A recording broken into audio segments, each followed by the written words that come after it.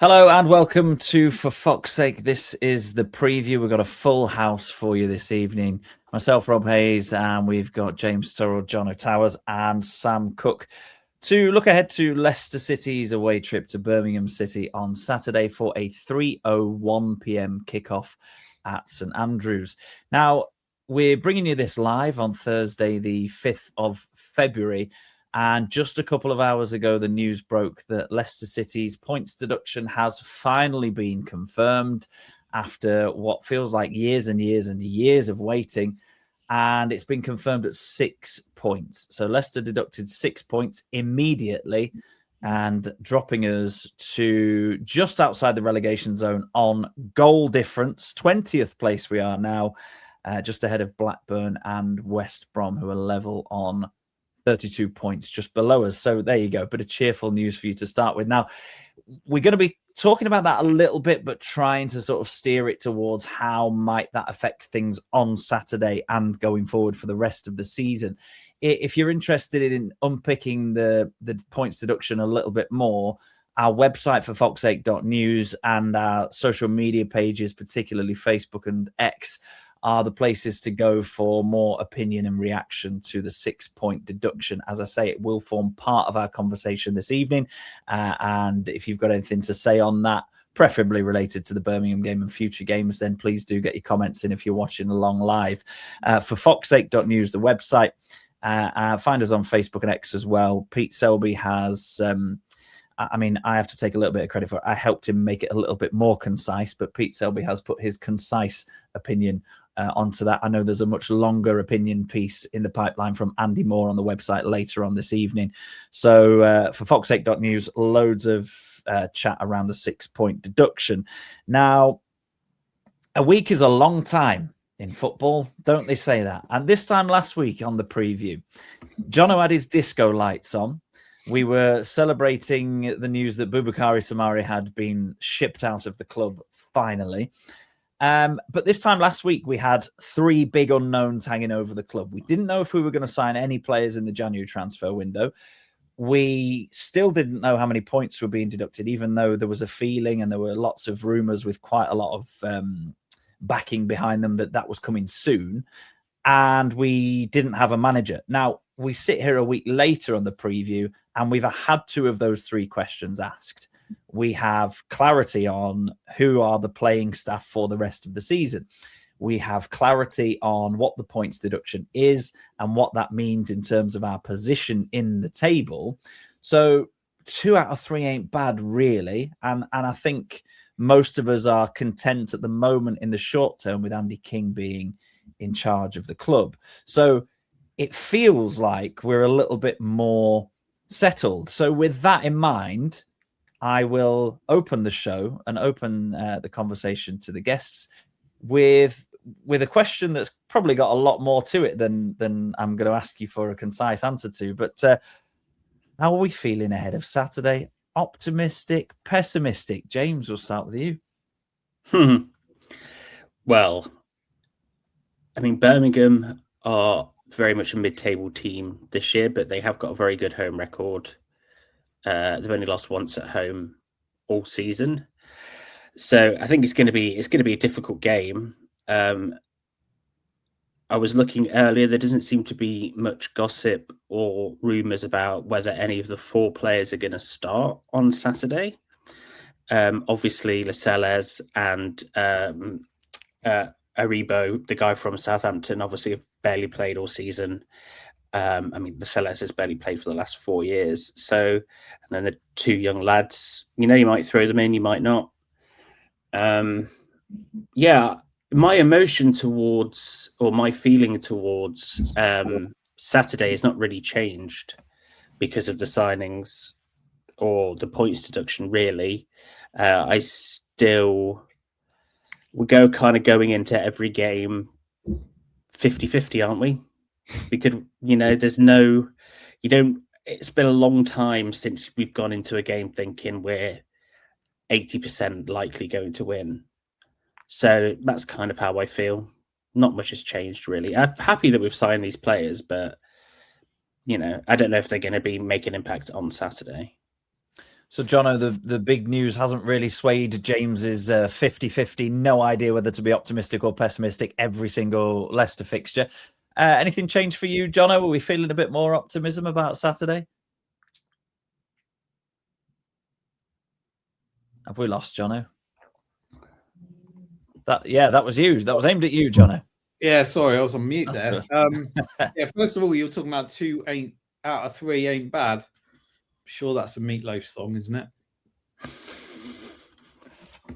Well, we had a musical interlude from you last week, Jono. Feel free to get your Meatloaf impression out in a bit. I was just looking at the lyrics. I want you, I need you, but there is no way I'm ever gonna love you. Now, don't be sad because 2 out of 3 ain't bad, or something like that. I think that can be aimed at Harry Winks, can't it? Yeah, probably.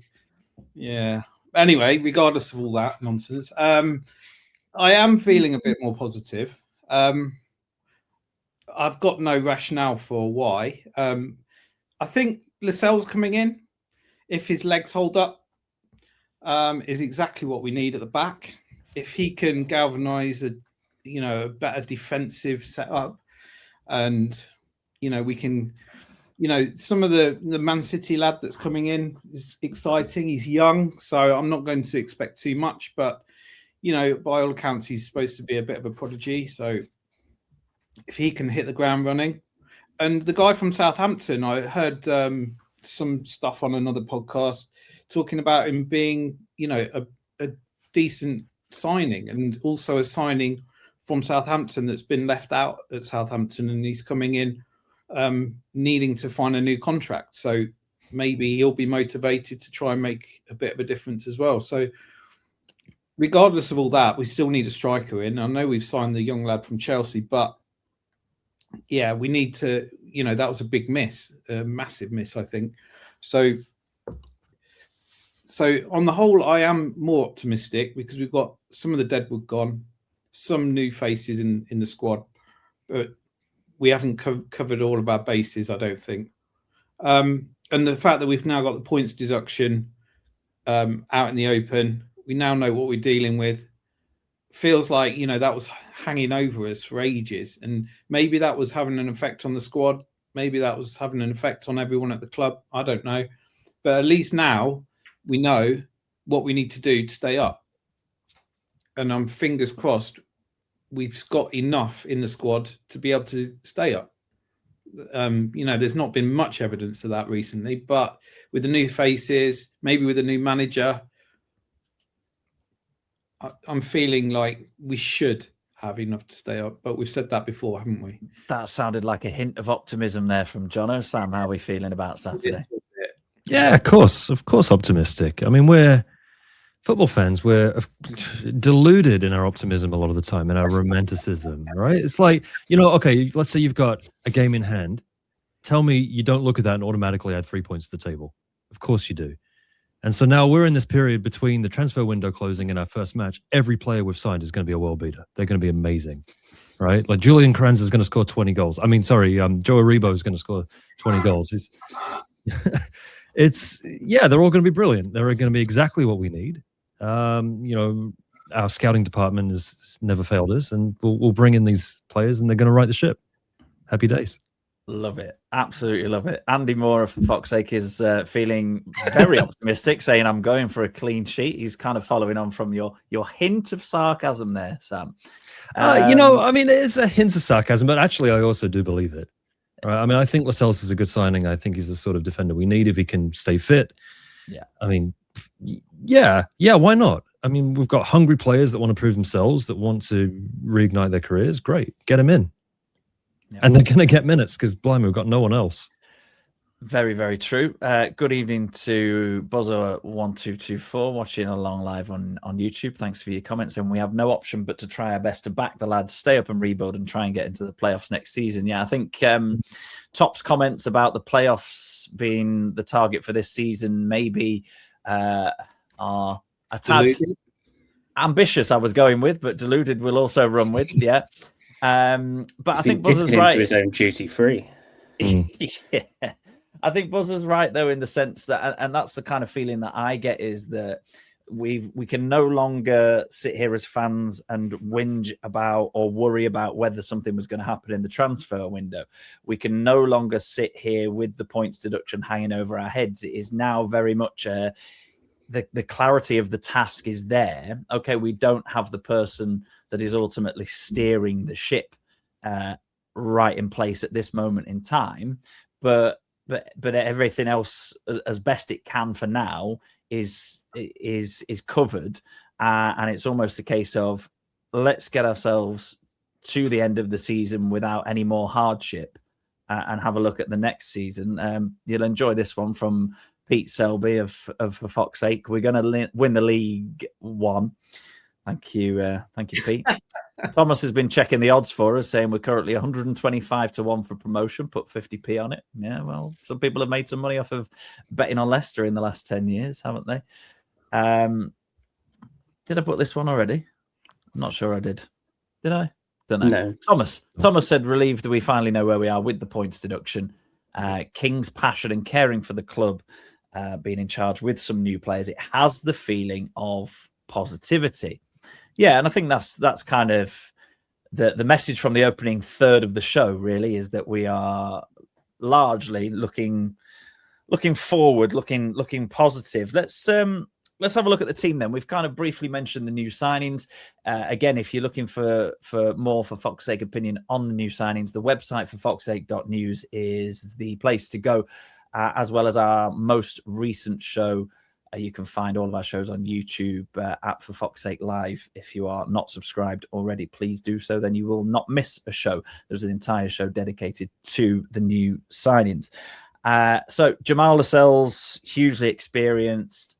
Lots of positive words coming from Newcastle United around him, both in terms of staff and supporters there.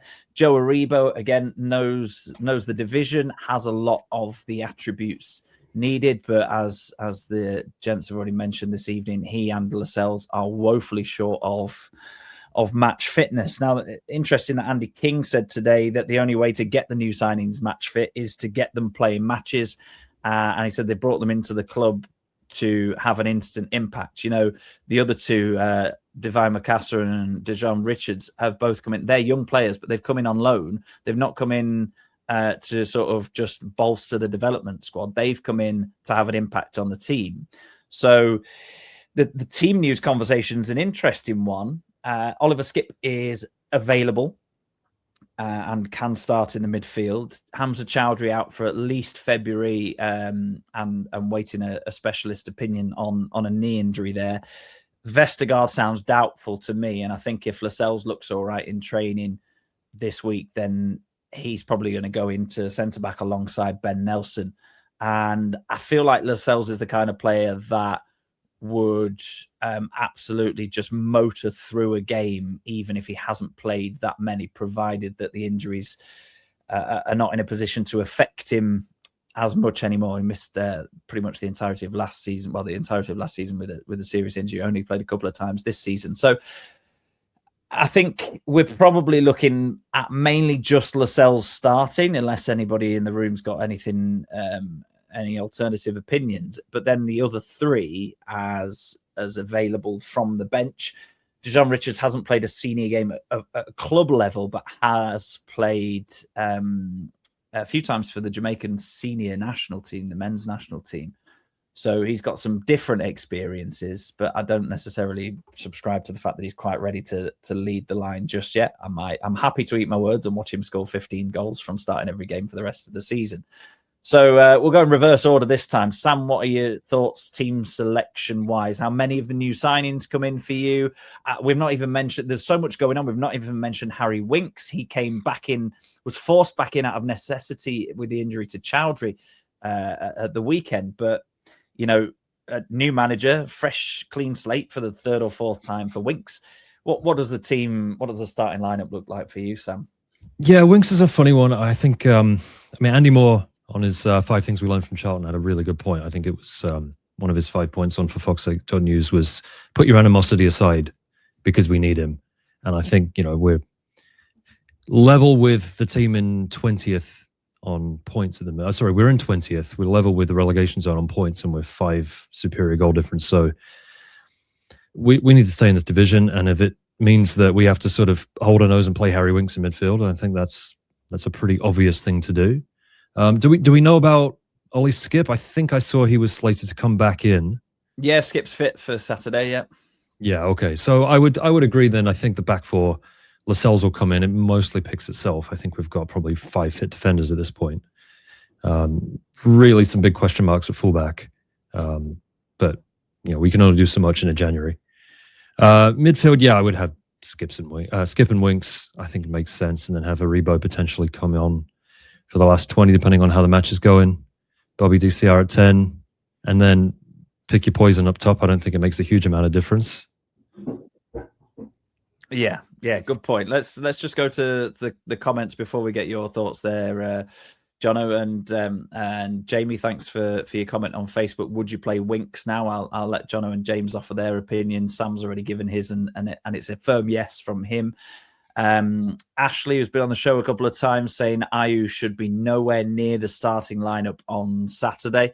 So I guess the striker debate is one that Jono and James can maybe come on in a second there. Ashley also saying we've missed Skip. He does all the donkey work. Absolutely agree. And I think all the good stuff that he was doing in that partnership with Jordan James allowed James to be a little bit more free, knowing that Skip was going to be doing the legwork behind him. And Thomas saying that half a striker is better than Daka and Jordan combined. A half fit striker, a retype there from Thomas. So Jono, your thoughts on the starting lineup? We've got the Winks question, we've got the striker question. I think we'll probably leave the back four alone just in the interest of time. I think the back four is probably is going to be as Sam and I have said. But further forward, Jono, what are we looking like for you? Yeah, I'm on the same page as Sam. I think Winks has undoubtedly got the quality that we need at this moment in time.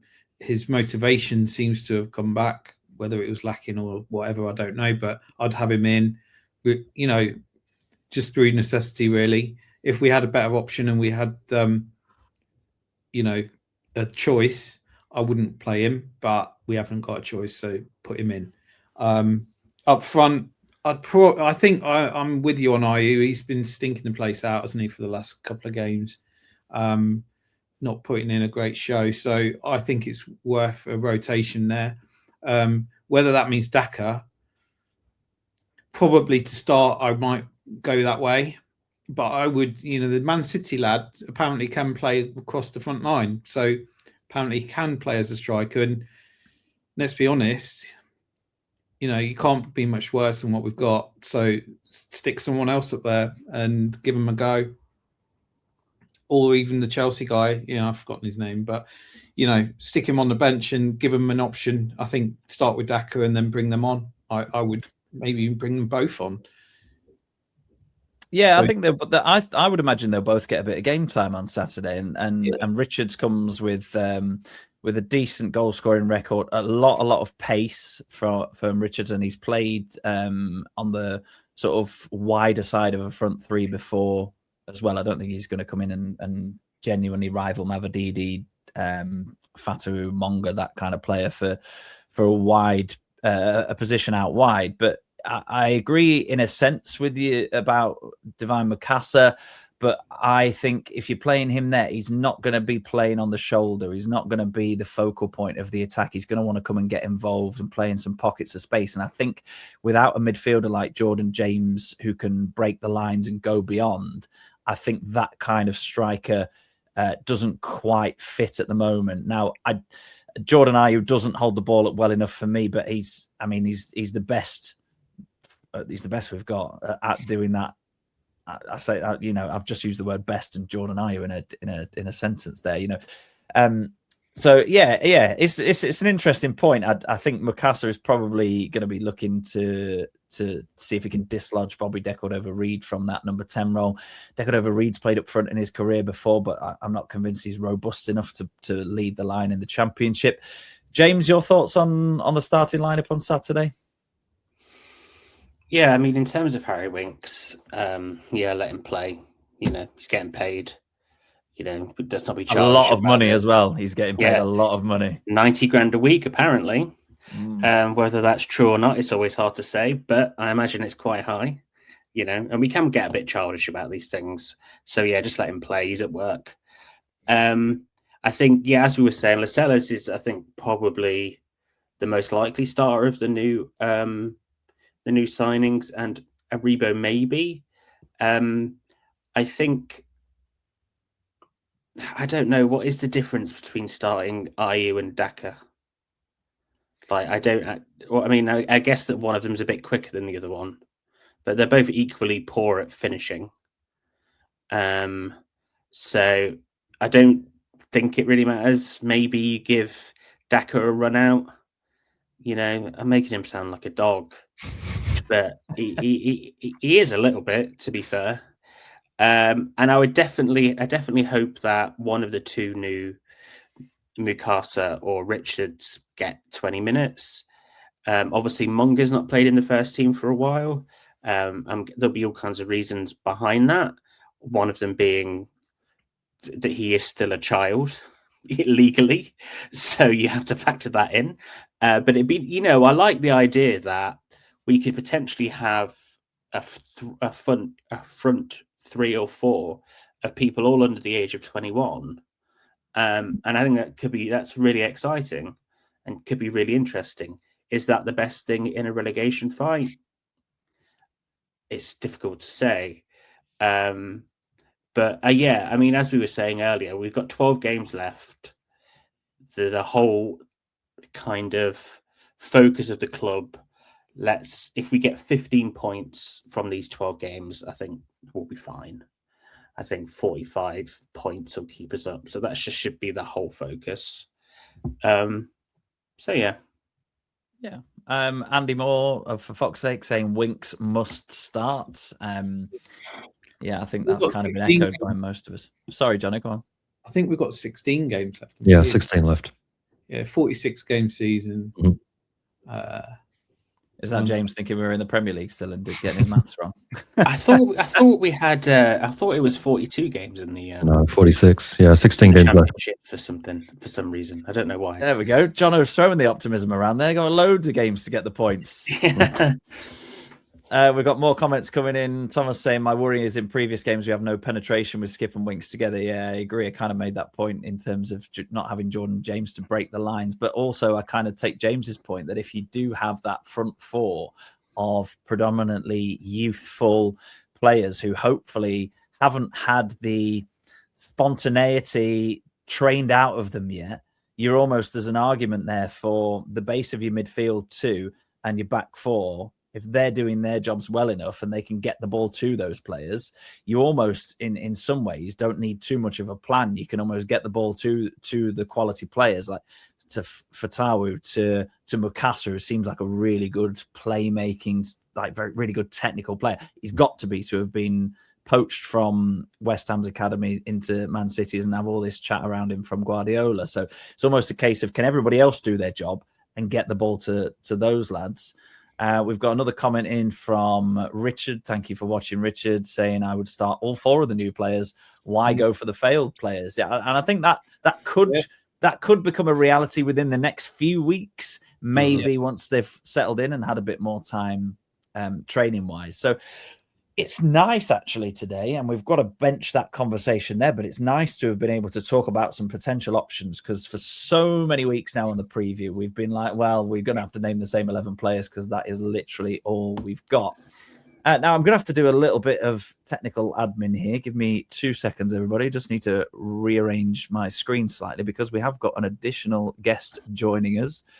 Let's pop you guys there and let's pop him in here. And it's a very warm welcome to, for fuck's sake, to Sam Sheppy. Now, Sam is a Birmingham City blogger, podcaster, and since I picked him from a training course 3 months ago, Birmingham City commentator as well. So, Sam, thank you very much for joining us this evening. I guess we're about 5 minutes out from the end of the show because, as you'll have heard, you've been sat waiting in the wings. We've had quite a lot to discuss with 4 new transfers, first game since we got those in, and a 6 points deduction being announced a couple of hours ago. what can we expect from your point of view from Birmingham City on Saturday in terms of what would you say is maybe their number one strength that we need to watch out for as Leicester fans, but also from your point of view, what about Birmingham City could Leicester look to exploit? Evening, everyone. I think from a Birmingham perspective, going into this game, we're full of optimism, to be honest, because this season's been very up and down, hence why we're 13th and, slap bang in the middle of the table. And at the start of the season, I felt like we kind of underestimated the Championship because we tried to play the exact same football that we did in League One, but just against better opposition, it didn't quite work out. And in the January window, we've had quite a bit of an overhaul because 12 first-team players left and a load of new players have joined, and 15 million was spent in the window. So it's a real attempt from Chris Davis and from the board to try and get us into those top 6 places. And we're on a bit of an unbeaten run at the moment, our best run in the league so far. So confidence is slowly building. I think what we've improved at in recent weeks is our possession and the way that we control games out of the ball as well, and our press, because that's something that was lacking at the start of the season because we had players that were capable, technically, but the way that we worked outside of possession wasn't quite there. But I feel like the players now are really switched onto it and, really suffocating teams and pressing them high and causing mistakes and getting goals via that factor rather than kind of passing them to death. So I feel like it's been a bit of a change in the way that we've approached games, and that's why we're more positive. A press, guys. Leicester fans in the room. A press. What is a press? We've not seen one of them under Cifuentes. We kind of saw 10-man Leicester try and press Charlton a little bit more last weekend than we've seen for the last few months. Is there a way, Sam, that Leicester can get at Birmingham? Bear in mind that we are struggling for optimism at the moment here, slightly differently to you guys. We are now just teetering above the relegation zone on goal difference and looking a lot further down than we are up. Is there anything that you think you could exploit? Anything that you've seen from Leicester this season that you think might cause Birmingham some problems? So I think about the game like at the start of the season and when Leicester capitalised on our individual mistakes, because for the first goal, I believe it was a pass from Pate to Led and it was just intercepted by Fataru, who ran up the pitch and then slotted the ball into the top corner. And then for the second goal, he brought on Monga as a substitute. He'd done really well out wide to cross the ball to Pereira, who knocked the ball in. So I feel like with you guys, there is opportunity to capitalise on our individual errors, but I feel the case for this game at home, there is just naturally less of them because we are better at home, because it's one loss in the last 2 seasons in the league at home, and we've really made St Andrews a fortress. But I feel like where Leicester can get at us is maybe from set pieces. There's somewhere where we have struggled, and Stoke came to St Andrews a couple of weeks ago, really depleted squad, full of injuries, but they managed to get a point away from home, and it was via a set piece that they got their goal. It was a Cresswell corner, and then it was an own goal from Neumann just because they put it in a dangerous area.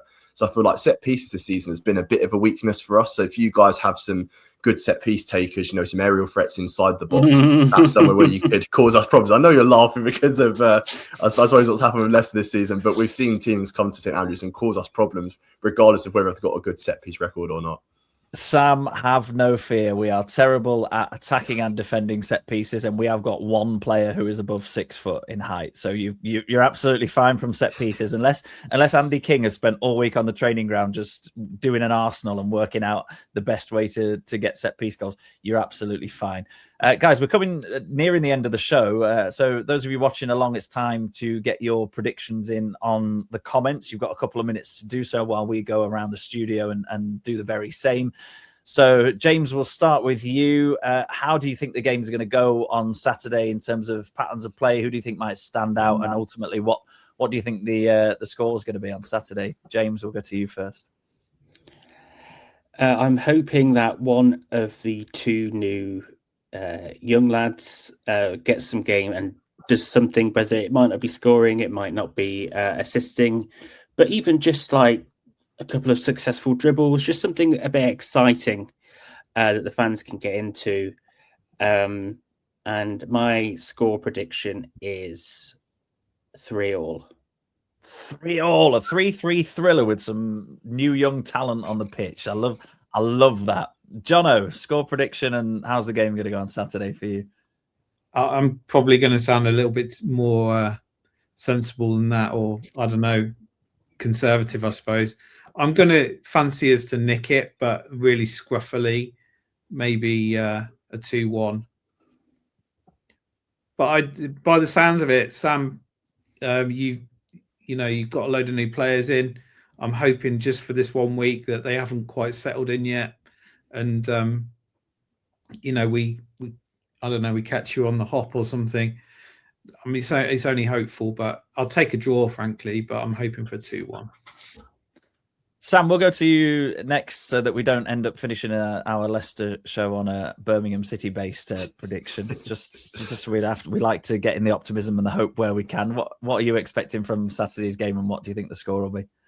So as John said, we are still integrating the new signings into the squad because Prisca and Vincente, who we signed a couple of weeks ago, are still yet to start a game for Birmingham. They've been used off the bench, and we also got Jonathan Panzo on deadline day. So he's someone that I imagine will be sort of the squad player to start off with. So whether those January transfers make an impact straight away or not, I'm not too sure.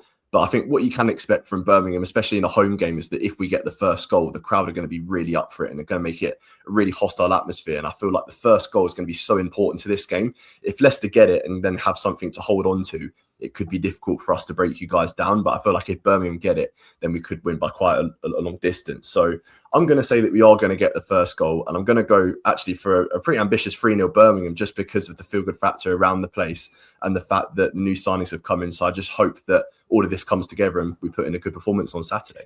I knew I shouldn't have invited you on the show. 3-0 So, sorry, Rob. Apologies. You're absolutely fine. It is your honest opinion. You've watched a lot more of Birmingham City than we have, and we've had to watch Leicester for the entire season. So 3-0 from Sam Sheppy of the Birmingham blue tinted glasses. Let's go for the Leicester blue tinted glasses of Sam Cook. What's your prediction for Saturday? I'm going to go with the most fantastic, unexpected and unbelievable prediction, which is a dominating performance from Jamal Lascelles gives us a 0-0 clean sheet on both sides. There you go. Things have gone very awry this evening if we're predicting a 3-3 or a 0-0, haven't they? Can any of us remember the last Leicester 0-0?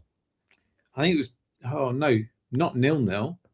But the last clean sheet, because we kept a clean sheet in the last 6 months. It was September against Coventry, but we won that, didn't we? It was, wasn't it? Yeah. But I mean, we kept a clean sheet against Cheltenham, but I reckon if we put a five-a-side team together with us five, we could have kept a clean sheet against Cheltenham. Yeah. Let's go to the comments for a couple of predictions before we wrap up. Andy Moore saying 3-1 Leicester. A lot of goals in the predictions today. Aaron Bradford saying 3-0, and also Mallow official saying 2 goals from Dejon Richards, 3-1 Leicester. That would be a way to announce yourself on the scene. I think I'm gonna stick with Jono on this one and go for something pretty steady-ish, like a 2-1. I don't think it's going to be particularly pretty, but I also will take a little bit of James' comments and say that I would like to see a bit of a spark. Maybe the game's 1-1 with 70 odd minutes gone and Makasa comes on or Richards comes on and just adds a bit of energy to the team and a little bit of sort of youthful exuberance that we used to see from Fatawu and Mavididi maybe 2 seasons ago now. So that's it. That's us wrapped up. We've done pretty well to pack a lot into a 33-minute show there. And thank you very much to everybody that's watched along and commented live as well. More reaction to the 6-point deduction to Leicester's movements on deadline day in the transfer window, both on the men's side and the women's side. Available at forfoxsake.news. Please do head over to our website, subscribe. It's only $5 a month or £50 for the entire year.